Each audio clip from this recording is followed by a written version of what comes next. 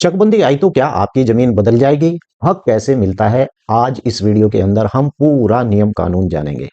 यानी कि आपको चकबंदी के बारे में अक्सर कर मैंने देखा है कि बहुत से लोगों को चकबंदी के बारे में पूरी जानकारी नहीं होती है और यही कारण होता है कि जब चकबंदी आती है तो उन लोगों को पूरी विस्तार से ये पता नहीं होता है कि कब नक्शा 41 और 45 कब लागू होगा और किस प्रकार से उनकी जो जमीन होती है वो कितने हेक्टेयर में होती है।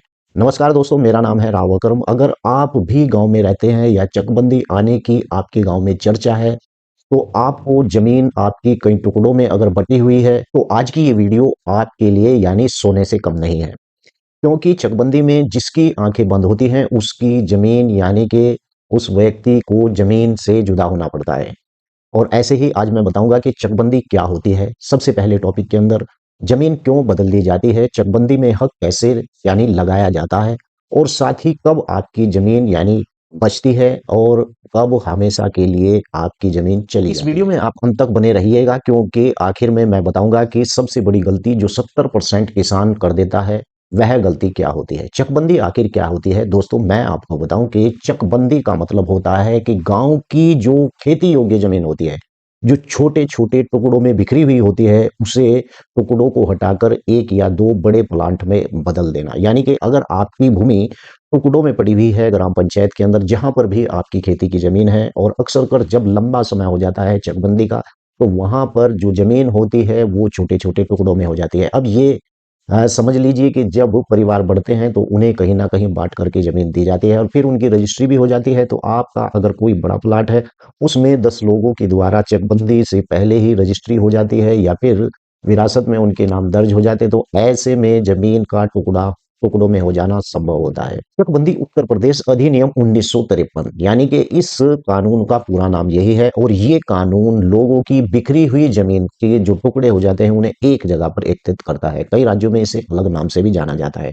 इसका केवल उद्देश्य इस कानून का यही होता है कि किसान अपनी जगह जो जमीन है एक जगह हो जाए, उस किसान की जो भूमि है वो एक जगह पर सम्मिलित हो जाए, रास्ता नाली यानी मेड़ सही से उसकी बन जाए और जो झगड़े होते हैं वो खत्म हो जाए, खेती आसान हो जाए। लेकिन जो कागजों में ये सिर्फ अच्छा लगता है वो जमीन यानी कि मान लीजिए कि कागजों में चकबंदी होती है, लेकिन जब वो जमीन के ऊपर जाकर इस प्रकार का कार्य शुरू होता है चकबंदी के दौरान तो वो कई बार तूफान का रूप ले लेती है। और ऐसे में क्या होता है कि चकबंदी क्यों लगाई जाती है, इस चकबंदी में जो आता है वो ये है कि जमीन के टुकड़े बहुत छोटे छोटे हो जाते हैं, रास्तों में विवाद हो जाता है, कब्जे ज्यादा हो जाते हैं और सरकारी रिकॉर्ड में यानी गड़बड़ी आ जाती है। ये कानून कहता है चकबंदी अधिनियम के सबको बराबर जमीन देने का अधिकार है, लेकिन सच्चाई ये है कि जिसका रिकॉर्ड मजबूत है उसी का हक भी मजबूत होता है। यानी चकबंदी में किसका हक माना जाता है, यह ध्यान से आपको सुनने वाली बात है।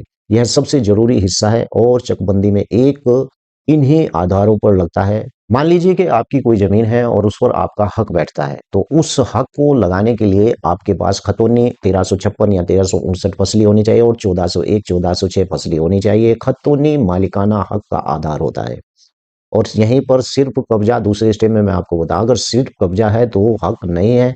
चकबंदी अधिकारी कब्जे को हक यानी नहीं मानता है, चाहे 20 साल पुराना कब्जा हो या फिर मकान बना हो या आप उसके ऊपर खेती कर रहे हो। अगर आप खतौनी में नहीं तो आपका हक भी नहीं है। यानी कि पैर तक विरासत का हक, अगर पिता या फिर दादा का नाम था और नाम चढ़ाना बाकी है तो आप हकदार हैं और दस्तावेज आपको भी और जरूरी है, जैसे कि बैनामा, पट्टा, आदेश।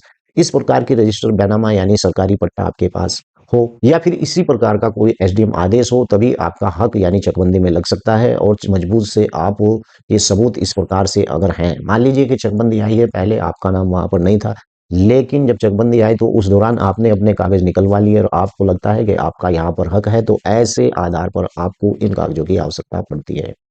चकबंदी में हक कैसे लगाया जाता है मैं आपको बता दूं कि चकबंदी में हक लगाया कैसे जाए ये आपको स्टेप स्टेप बाय मैं आपको बताता हूँ।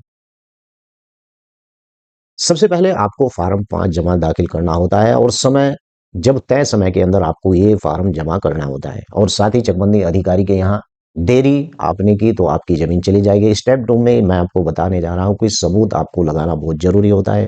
पुरानी खतौनी या बैनामा या आपका विरासत प्रमाण पत्र, इस प्रकार का कोई कोर्ट आदेश अगर आपके पास है तो वो आपको लगाना जरूर पड़ेगा अगर आप अपना हक उस जमीन के अंदर चाहते हैं। या फिर गवाह और नक्शा मिलान आपको वहां पर सबूत के तौर पर दिखाना पड़ेगा। और आपको एसओजीसी के यहाँ पर, यानी कि अगर फैसला गलत हो, आपकी अपील का आपको अधिकार होता है तो एसओसी के यहाँ या फिर डीसी के यहाँ या फिर हाई कोर्ट, लेकिन यह समय बहुत कम होता है। ऐसे में यहाँ पर चकबंदी की जमीन आखिर कैसे बदल दी जाती है, तो चलिए मैं चकबंदी के बारे में आपको बता दूं कि पुरानी जगह जो जरूरी नहीं है, यानी कि बराबर कीमत या वैल्यूएशन दी जाती है, लेकिन रास्ते से दूर, नाली के पीछे या कम उपजाऊ अगर ऐसी भूमि होती है, इसलिए चक जो प्रस्ताव है, चक प्रपोजल, उसे आपको ध्यान से देखना बहुत जरूरी होता है।